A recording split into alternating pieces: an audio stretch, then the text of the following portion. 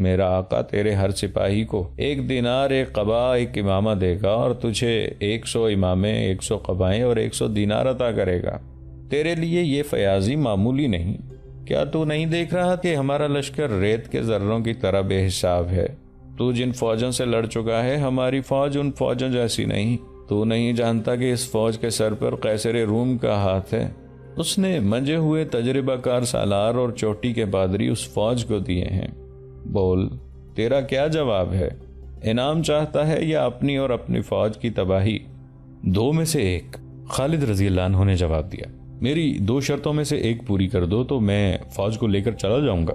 اپنے آقا سے کہو کہ اسلام قبول کر لو یا جزیہ ادا کرو، اگر نہیں تو ہماری تلواریں فیصلہ کریں گی۔ میں تیرے آقا کے کہنے پر واپس نہیں جاؤں گا۔ تیرے آقا نے جو دینار قبائیں اور امامے پیش کیے ہیں وہ تو ہم وصول کر ہی لیں گے۔ ایک بار پھر سوچ عربی سالار۔ عرب کے سالار نے سوچ کر جواب دیا ہے۔ خالد رضی اللہ عنہ نے کہا، جا اپنے آقا تک میرا جواب پہنچا دے۔ بوڑھے پادری نے رومی سپہ سالار وردان کو خالد رضی اللہ عنہ کا جواب دیا۔ عرب کے ڈاکوں کی یہ جرت! وردان نے غصے سے پھٹتے ہوئے کہا، کیا وہ یہ نہیں جانتے کہ میں ان سب کو ایک ہی حلے میں ختم کر سکتا ہوں؟ اس نے اپنی سپاہ کی طرف گھوڑا گھما کر حکم دیا، تیر انداز آگے آ جائیں اور ان بدبختوں کو فنا کرنے کے لیے تیار ہو جائیں۔ فلاخن بھی آگے لے آؤ۔ تیر انداز آگے آئے تو مسلمانوں کے قلب کے سالار معاذ بن جبل رضی اللہ عنہ نے اپنے دستوں کو حملے کی تیاری کا حکم دے دیا۔ ٹھہر جا ابن جبل، خالد رضی اللہ عنہ نے کہا، جب تک میں نہ کہوں حملہ نہ کرنا۔ سورج سر پر آ کر آگے آنے لگے تو ہم حملہ کریں گے۔ ابن الولید، معاذ بن جبل نے کہا، کیا تو نہیں دیکھ رہا کہ ان کی کمانیں ہم سے اچھی اور بڑی ہیں؟ بہت دور تک تیر پھینک سکتی ہیں۔ وہ ہمارے تیر اندازوں کی زد سے دور ہیں۔ میں ان تیر اندازوں پر حملہ کر کے انہیں بیکار کرنا چاہتا ہوں۔ ان کے فلاخن دیکھو، یہ پتھر برسائیں گے۔ رومی ترتیب میں کھڑے ہیں۔ خالد رضی اللہ عنہ نے کہا، ہم نے حملے میں پہل کی تو ہمیں پسپا ہونا پڑے گا۔ ان کی ترتیب ذرا اکھڑنے دو، ان کا کوئی نہ کوئی کمزور پہلو ہمارے سامنے آ جائے گا۔ رومیوں نے کچھ دیر انتظار کیا۔ مسلمانوں نے کوئی حرکت نہ کی تو وردان کے حکم پر اس کے تیر اندازوں نے تیروں کی بوچھاڑیں پھینکنی شروع کر دی اور فلاخن سے وہ پتھر پھینکنے لگے۔ کئی مسلمان شہید اور زخمی ہو گئے۔ خالد رضی اللہ عنہ نے یہ نقصان دیکھ کر بھی حملے کا حکم نہ دیا۔ رومی تیر اندازوں کو تیروں سے مؤثر جواب نہیں دیا جا سکتا تھا کیونکہ مسلمانوں کی کمانیں نسبتاً چھوٹی ہونے کی وجہ سے دور تک تیر نہیں پھینک سکتی تھیں۔ ادھر سے تیر اور پتھر آ رہے تھے۔ تب مسلمانوں میں ہیجان اور اضطراب نظر آنے لگا۔ وہ حملہ کرنا چاہتے تھے لیکن انہیں حکم نہیں مل رہا تھا۔ سالار زرار بن الازور دوڑے دوڑے خالد رضی اللہ عنہ کے پاس گئے۔ ابن الولید، زرار نے خالد رضی اللہ عنہ سے کہا، تو کیا سوچ رہا ہے؟ کیا تو دشمن کو یہ بتانا چاہتا ہے کہ ہم اس سے ڈر گئے ہیں؟ اگر اللہ ہمارے ساتھ ہے تو مت سوچ، حملے کا حکم دے۔ خالد رضی اللہ عنہ کے ہونٹوں پر مسکراہٹ آ گئی۔ یہ اطمینان اور سکون کی مسکراہٹ تھی۔ ان کے سالار اور سپاہی پسپائی کی بجائے حملے کی اجازت مانگ رہے تھے۔ ابن الازور، خالد رضی اللہ عنہ نے کہا، تو آگے جا کر دشمن کو مقابلے کے لیے للکار سکتا ہے۔ زرار رضی اللہ عنہ نے زرہ اور خود پہن رکھی تھی۔ ان کے ایک ہاتھ میں چمڑے کی ڈھال اور دوسرے ہاتھ میں تلوار تھی۔ انہوں نے پچھلے ایک مارکے میں یہ ڈھال ایک رومی سے چھینی تھی۔ زرار آگے گئے تو رومی تیر اندازوں نے اپنے سالار کے حکم سے کمانیں نیچے کر لیں۔ یہ اس زمانے کا رواج تھا کہ فوجوں کی لڑائی سے پہلے دونوں فوجوں میں سے کسی ایک آدمی اپنے دشمن کو انفرادی مقابلے کے لیے للکارتا تھا۔ ادھر سے ایک آدمی آگے آتا اور دونوں زندگی اور موت کا مارکا لڑتے تھے۔ اس کے بعد جنگ شروع ہوتی تھی۔ مقابلے کے لیے للکارنے والا اپنے دشمن کو توہین آمیز باتیں کہا کرتا تھا۔ زرار بن الازور رومیوں کے سامنے گئے اور انہیں للکارا، میں سفید چمڑی والوں کے لیے موت کا پیغام لایا ہوں۔ رومیوں، میں تمہارا قاتل ہوں۔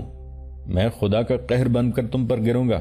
میرا نام زرار بن الازور ہے۔ رومیوں کی طرف سے ایک آدمی کو زرار کے مقابلے کے لیے آنا تھا لیکن 4-5 رومی سوار آگے آ گئے۔ زرار رضی اللہ عنہ نے پہلے اپنی خود اتاری، پھر زرہ اتاری، پھر قمیض بھی اتار دی اور کمر تک برہنہ ہو گئے۔ تب ان رومیوں نے انہیں پہچانا جو بصرہ میں انہیں اس حالت میں لڑتے دیکھ چکے تھے، اور وہ یہ بھی دیکھ چکے تھے کہ اس شخص میں جنات جیسی پھرتی اور طاقت ہے۔ حقیقت بھی یہی تھی۔ زرار رضی اللہ عنہ ایک سے زیادہ آدمیوں کا مقابلہ کرنے کی خصوصی مہارت رکھتے تھے۔ ان کے مقابلے میں جو رومی آئے تھے ان میں 2 سالار بھی تھے، ایک تبریہ کا اور دوسرا عمان کا حاکم یا امیر تھا۔ باقی بھی کوئی عام سپاہی نہیں تھے، وہ کمانڈروں کے رتبے کے تھے۔ انہوں نے زرار کو گھیرے میں لینے کے لیے گھوڑوں کے رخ موڑے۔ زرار نے اچانک گھوڑے کو ایڑ لگائی اور جب وہ امان کے حاکم کے قریب سے گزرے تو یہ سالار اپنے گھوڑے کی پیٹھ پر ہی دوہرا ہو گیا، پھر گھوڑے سے لڑک کر نیچے جا پڑا۔ زرار کی تلوار اس کے پہلو سے اس کے جسم میں گہری اتر گئی تھی۔ حیران کن پھرتی سے زرار رضی اللہ عنہ کا گھوڑا مڑا اور ایک اور رومی ان کی تلوار سے کٹ کر گرا۔ زرار ایسی چال چلتے اور ایسا پینترا بدلتے تھے کہ رومی سواروں کے 2-3 گھوڑے آپس میں ٹکرا جاتے یا ایک دوسرے کے آگے آ جاتے تھے۔ اس موقع سے فائدہ اٹھا کر زرار ان میں سے ایک کو تلوار سے کاٹ جاتے تھے۔ کوئی رومی سوار گرتا تھا تو مسلمان بڑے جوش سے نعرے لگاتے تھے۔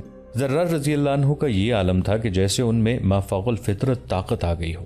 اپنے مقابلے میں آنے والے رومیوں میں زیادہ تر کو انہوں نے گرا دیا۔ ان میں سے 1-2 ایسے بھی تھے جنہیں مہلک زخم نہیں آئے تھے، لیکن وہ دوڑتے گھوڑوں کے قدموں تلے کچلے گئے۔ 2 رومی سوار بھاگ کر اپنے لشکر میں چلے گئے۔ زرار رضی اللہ عنہ فاتحانہ انداز سے خون ٹپکاتی تلوار کو لہراتے اور رومیوں کو للکار رہے تھے۔ میں سفید چمڑی والوں کا قاتل ہوں، رومیوں میری تلوار تمہارے خون کی پیاسی ہے۔ مورخوں جن میں واقدی، ابن الحشام اور طبری شامل ہیں نے لکھا ہے کہ 10 رومی سوار گھوڑے دوڑاتے آگے آ گئے۔ یہ سب سالاری سے ذرا نیچے کے عہدوں کے رومی تھے۔ خالد رضی اللہ عنہ نے جب ان سواروں کو آگے آتے دیکھا تو اپنے محافظ دستے میں سے انہوں نے 10 سوار منتخب کیے اور انہیں آگے لے گئے۔ رومی سوار زرار کی طرف آ رہے تھے۔ خالد رضی اللہ عنہ نے نعرہ لگایا، خدا کی قسم زرار کو اکیلا نہیں چھوڑوں گا۔ اس کے ساتھ ہی انہوں نے اپنے 10 سواروں کو اشارہ کر کے گھوڑے کو ایڑ لگا دی۔ 10 سوار ان کے ساتھ گئے۔ رومی سواروں کی نظریں زرار پر لگی ہوئی تھیں۔ خالد رضی اللہ عنہ اور ان کے سوار رومی سواروں پر جا جھپٹے۔ زرار کی تلوار بھی حرکت میں آ گئی۔ رومیوں نے مقابلہ کرنے کی کوشش کی، لیکن خالد رضی اللہ عنہ اور ان کے سواروں کی تیزی اور تندی نے رومیوں کی ایک نہ چلنے دی اور سب کٹ گئے۔ رومی سالاروں نے اسے اپنی بے عزتی سمجھا اور مزید آدمیوں کو انفرادی مقابلوں کے لیے آگے بھیجنے لگے۔ زرار رضی اللہ عنہ نے ان میں سے 2-3 کو ہلاک کر دیا۔ مقابلے کے لیے آگے آنے والے ہر رومی کے ساتھ زرار ہی مقابلہ کرنا چاہتے تھے، لیکن خالد رضی اللہ عنہ نے انہیں پیچھے بلا لیا اور دوسرے مجاہدین جن کے تاریخ میں نام نہیں دیے گئے کو باری باری آگے بھیجا۔ ہر مقابلے میں مجاہدین فاتح رہے۔ دونوں فوجوں کے درمیان بہت سی رومیوں کی لاشیں پڑی تھیں۔ مورخوں کے مطابق یہ مقابلے کم و بیش 2 گھنٹے جاری رہے اور سورج اس مقام پر آ گیا جس مقام پر خالد رضی اللہ عنہ چاہتے تھے کہ آ جائے تو حملہ کریں گے۔ مقابلوں کے دوران تیر انداز اور فلاخن سے پتھر پھینکنے والے خاموش کھڑے تھے۔ مقابلہ ابھی جاری تھا۔ خالد رضی اللہ عنہ نے حملے کا حکم دے دیا۔ یہ عام قسم کا حملہ تھا جسے حلہ یا چارج کہا جاتا ہے۔ اس سے پہلے رومی تیر انداز اور فلاخن بہت بڑی رکاوٹ تھے۔ انہیں خاموش دے کر خالد رضی اللہ عنہ نے حملہ کیا تھا۔ حملہ اتنا زوردار تھا اور مجاہدین میں اتنا قہر بھرا ہوا تھا کہ رومی سالار اعلیٰ وردان کو کوئی چال چلنے کی مہلت ہی نہ ملی۔ وہ اپنے لشکر کے آگے کھڑا مقابلے دیکھ رہا تھا۔ اس نے پیچھے کو بھاگ کر اپنی جان بچائی۔ توقع یہ تھی کہ وردان اپنی تعداد کے افراد کے بلبوتے پر اپنے پہلوؤں کو آگے بڑھا کر خالد رضی اللہ عنہ کے پہلوؤں سے آگے نکلنے اور عقب میں آنے کی کوشش کرے گا، لیکن اسے اتنی ہوش نہیں تھی۔ اس نے اپنے لشکر کو پھیلانے کی بجائے اس کی گہرائی زیادہ کر دی تھی، یعنی دستوں کے پیچھے دستے رکھے تھے۔ اس کی یہ ترتیب بڑی اچھی تھی، لیکن خالد رضی اللہ عنہ کی چال نے اس کی ترتیب کو اس کے لیے ایک مسئلہ بنا دیا۔ مسلمان دستوں نے سامنے سے حملہ کیا تو رومیوں کے اگلے دستے پیچھے ہٹنے لگے۔ پچھلے دستوں کو اور پیچھے ہونا پڑا، پھر ان کی ترتیب گڑبڑ ہو گئی۔ مسلمانوں کو اس سے بہت فائدہ پہنچا۔ یہ بڑا ہی شدید معرکہ تھا اور بڑا ہی خونریز۔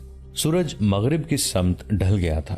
خالد رضی اللہ عنہ نے محسوس کیا کہ مجاہدین تھک گئے ہوں گے۔ انہوں نے مجاہدین کو مارکے سے نکلنے کا حکم دے دیا۔ ایسے لگا جیسے رومی سالار بھی یہی چاہتے تھے۔ انہوں نے اپنے دستوں کو پیچھے ہٹانا بہتر سمجھا۔ جب دونوں فوجیں پیچھے ہٹیں تو پتہ چلا کہ رومی ہزاروں کی تعداد میں مارے گئے ہیں اور زخمیوں کی تعداد بھی بے شمار ہے۔ اس کے مقابلے میں مسلمانوں کا نقصان بہت ہی تھوڑا ہوا تھا۔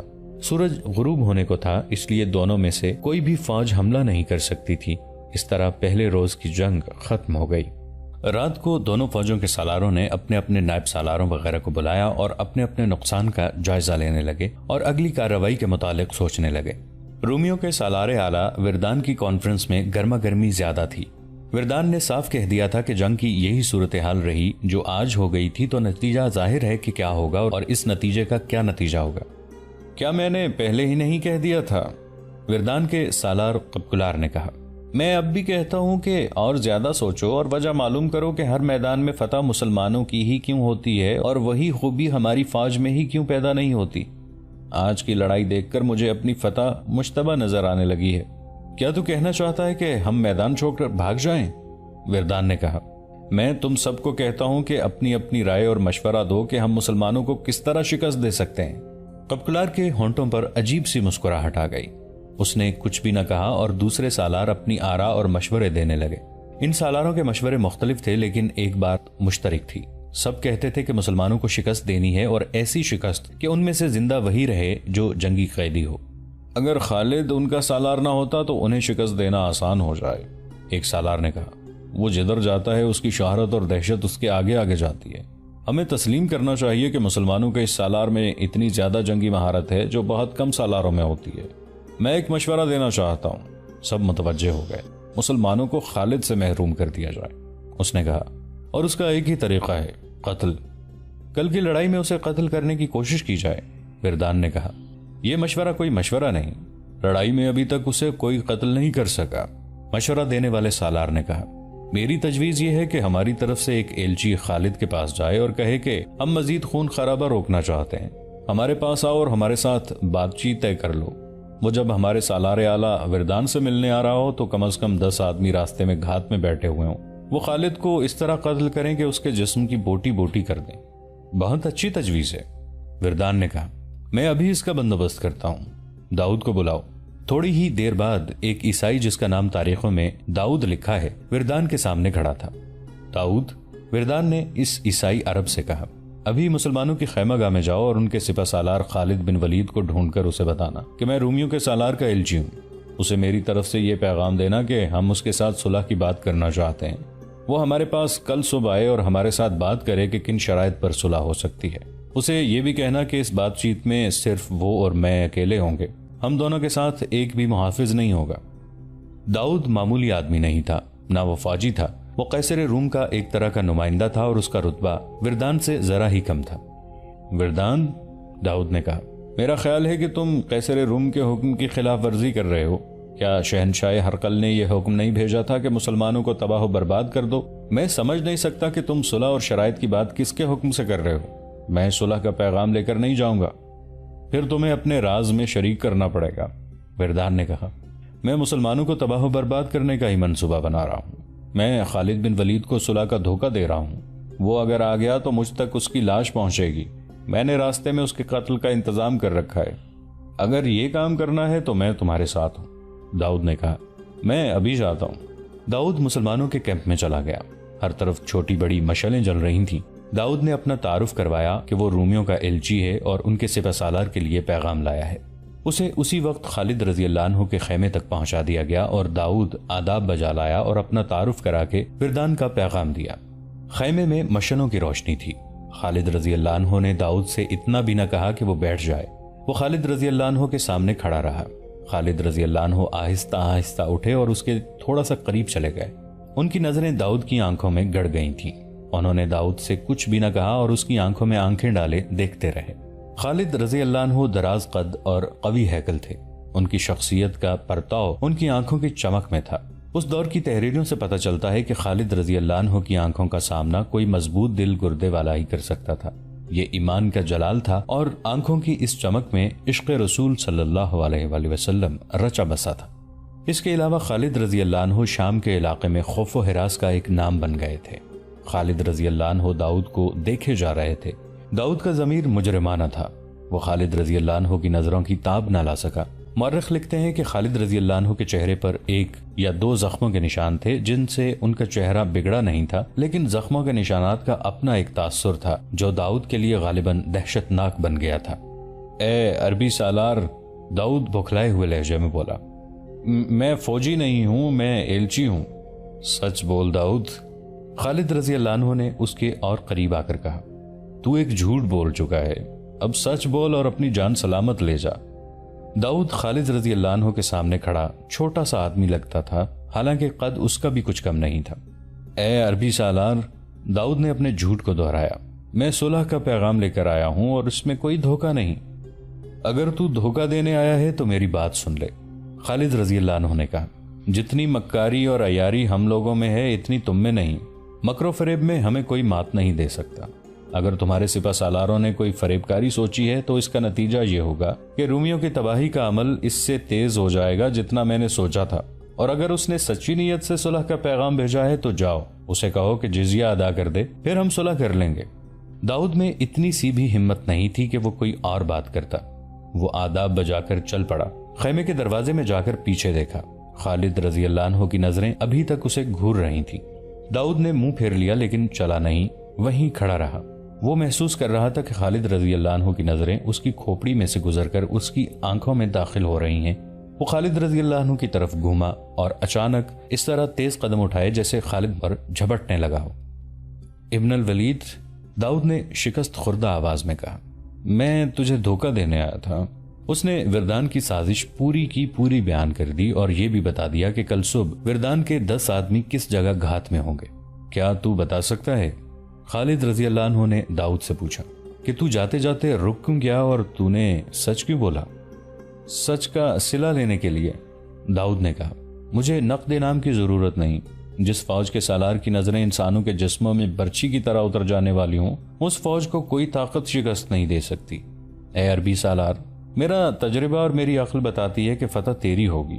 میں صرف اتنا صلہ مانگتا ہوں کہ جب تو ہماری بستیوں پر قبضہ کر لے تو میرے خاندان پر رحم کرنا اور ان کی عزت کا, ان کی جال و مال کا خیال رکھنا. اس نے بتایا کہ اس کا خاندان کون سی بستی میں رہتا ہے. خالد رضی اللہ عنہ نے داؤد کو رخصت کر دیا. داؤد نے واپس جا کر وردان کو بتایا کہ وہ خالد رضی اللہ عنہ کو پیغام دے آیا ہے اور خالد مقررہ وقت پر اکیلے آئیں گے. داؤد نے خالد رضی اللہ عنہ کی شخصیت سے ایسا تاثر لیا تھا کہ اس نے اپنے آپ کو یقین دلایا تھا کہ رومی ہاریں گے اور فتح مسلمانوں کی ہوگی. اس نے اپنی فوج کے سالار اعلیٰ سے جھوٹ بولا کہ خالد رضی اللہ عنہ مقررہ وقت پر آ جائیں گے. صبح طلوع ہوئی. ابو عبیدہ رضی اللہ عنہ خالد رضی اللہ عنہ کے پاس آئے. خالد رضی اللہ عنہ نے انہیں رومی سالار وردان کی سازش سنائی. وہ 10 رومی مجھے قتل کرنے کے لیے گھات میں پہنچ چکے ہوں گے. خالد رضی اللہ عنہ نے کہا, میں چاہتا ہوں کہ اکیلا جا کر ان 10 رومیوں کو ختم کر دوں. بڑا اچھا شکار ہے. نہیں ابن الولید, ابو عبیدہ رضی اللہ عنہ نے کہا, یہ تیرا کام نہیں. 10 آدمی کے مقابلے میں تو قتل یا زخمی بھی ہو سکتا ہے. تو بڑا قیمتی آدمی ہے. یوں کر 10 آدمی ایسے چن لے جو بہت ہی بہادر ہوں, انہیں وہ جگہ بتا کر بھیج دے. خالد رضی اللہ عنہ نے 10 مجاہدین منتخب کیے اور انہیں بتایا کہ کہاں جانا ہے اور کیا کرنا ہے. ان میں زرار بن الازور رضی اللہ عنہ بھی تھے. انہیں ان 10 آدمیوں کا کماندار مقرر کیا گیا. مشہور مورخ واقدی نے یہ واقعہ ذرا مختلف بیان کیا ہے. وہ لکھتے ہیں کہ طے یہ پایا تھا کہ خالد رضی اللہ عنہ اور وردان کی ملاقات ہوگی. وردان خالد رضی اللہ عنہ کو دبوچ لے گا اور اس کی پکار پر اس کے 10 آدمی گھات سے نکل کر خالد رضی اللہ عنہ کو قتل کر دیں گے. 3 اور مورخوں نے بھی یہی واقعہ اسی طرح بیان کیا ہے. وردان نے اپنے 10 آدمی رات کے آخری پہر کی تاریکی میں گھات لگانے کے لیے بھیج دیے تھے. خالد رضی اللہ عنہ نے اپنے 10 آدمی اسی وقت کے لگ بھگ بھیج دیے. اس کے ساتھ ہی خالد رضی اللہ عنہ نے اپنے سالاروں سے کہا کہ وہ گزشتہ روز کی ترتیب سے میدان جنگ میں کھڑے ہو جائیں اور حملے کے لیے تیار رہیں. وردان نے مسلمانوں کو جنگی ترتیب میں آتے دیکھ کر جنگی ترتیب میں ہو جانے کا حکم دیا اور صبح طلوع ہوتے ہی وہ شاہانہ جنگی لباس میں اس جگہ چلا گیا جہاں اس نے خالد رضی اللہ عنہ کو ملاقات کے لیے بلایا تھا. ادھر سے خالد رضی اللہ عنہ بھی آ گئے اور دونوں ایک دوسرے کے سامنے کھڑے ہو گئے. او عرب کے بدو, وردان نے خالد رضی اللہ عنہ سے کہا, تو اور تیرے لوگ عرب میں بھوکے مرتے ہیں اور تو قیصر و روم کی شاہی فوج کے مقابلے میں آ گیا ہے.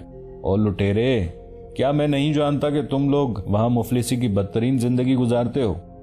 اور رومی کتے, خالد رضی اللہ عنہ نے غضبناک آواز میں کہا, میں تجھے آخری بار کہتا ہوں, اسلام قبول کر لے یا جزیہ عطا کر. وردان نے جھپٹ کر خالد رضی اللہ عنہ کو اپنے بازوں میں جکڑ لیا. آؤ آؤ, وردان نے اپنے 10 آدمیوں کو پکارا جو قریب کہیں چھپے ہوئے تھے. خالد رضی اللہ عنہ کم طاقتور تو نہیں تھے لیکن وردان بھی طاقت میں کچھ کم نہ تھا. خالد رضی اللہ عنہ نے بہت زور لگایا کہ وردان سے ذرا سا آزاد ہو جائیں تاکہ تلوار نیام سے نکال سکیں, لیکن کامیاب نہ ہو سکے. انہوں نے دیکھا کہ 10 آدمی اپنی فوجی وردی میں ان کی طرف دوڑے آ رہے ہیں. خالد رضی اللہ عنہ کو اپنا آخری وقت نظر آنے لگا. انہیں توقع تھی کہ زرار رضی اللہ عنہ اور ان کے 9 مجاہدین نے گھات والے 10 رومیوں کو ختم کر دیا ہوگا, مگر وہ 10 کے 10 زندہ چلے آ رہے تھے. دوستو, آج کے لیے اتنا ہی. اسی کہانی کی اگلی قسط کے ساتھ بہت جلد حاضر ہوں گے۔ نیچے کامنٹ سیکشن میں اپنی رائے کا اظہار ضرور کیجیے گا۔ ہمارے اس چینل کو سبسکرائب کر کے نیچے موجود بیل آئیکن کو بھی ضرور کلک کیجیے گا۔ اگلی ملاقات تک کے لیے ہمارا اور آپ کا اللہ نگہبان۔